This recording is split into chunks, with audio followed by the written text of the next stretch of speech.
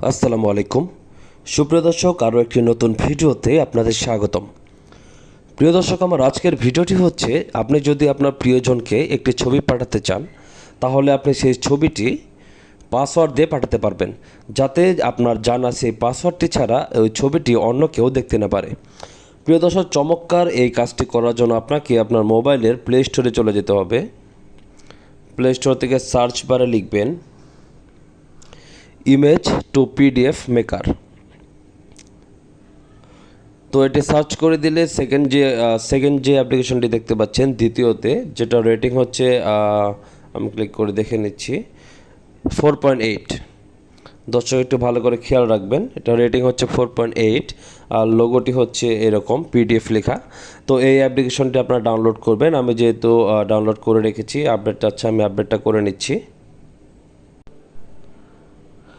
প্রিয় দর্শক, আমি আপডেট করে নিয়েছি। এখন ওপেন লেখা আছে, আমি ওপেন এটে ক্লিক করে দিচ্ছি।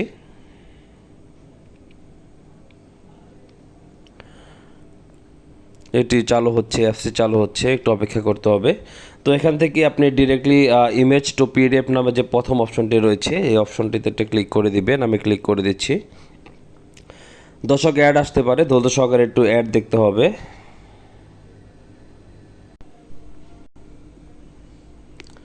দর্শক, আমি অ্যাড কেটে দিয়েছি। এখন হচ্ছে পারমিশনগুলো অ্যালাউ করে দিচ্ছি। তো এখন আমি যে ছবিটি নিতে যাচ্ছি, সেই ছবিটি আমাকে এখন নিতে হবে। তো আমি এখান থেকে একটা ছবি ক্লিক করে দিচ্ছি। নিচে অ্যালো নামে যে অপশনটি রয়েছে, অ্যালোতে ক্লিক করে দিচ্ছি। ওকে ক্লিক করে দিচ্ছি।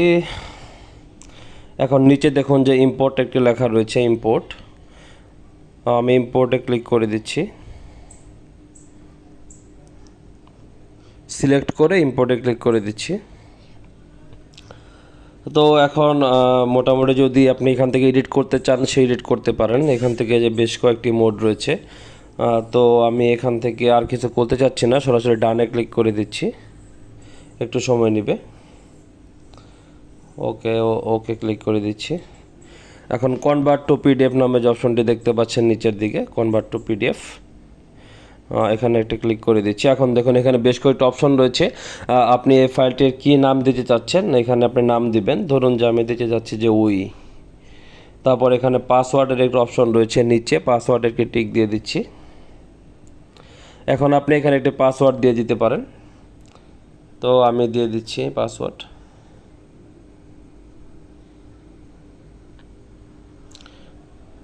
দিয়ে দিলাম 1 2 3 4 2 3 4, ওকে করে দিলাম। লেটার। তো এখন হচ্ছে যে এখান থেকে আপনি আর কিছু করতে চাচ্ছেন কি না। তো আমি আর কিছু করতে চাচ্ছি না। তারপর নিচে যে কনভার্ট নামে যে অপশনটি রয়েছে, এই যে নিচে যে অপশনটি দেখতে পাচ্ছেন কনভার্ট, তো আমি কনভার্টে ক্লিক করে দিচ্ছি। এখন এটা একটা রিভিউ দিয়ে দিলাম, গুড, একটা রেটিং দিয়ে দিলাম। তো এখন দেখুন শেয়ার নামে একটা অপশন রয়েছে, এই শেয়ারে একটা ক্লিক করে দিবেন। শেয়ারে,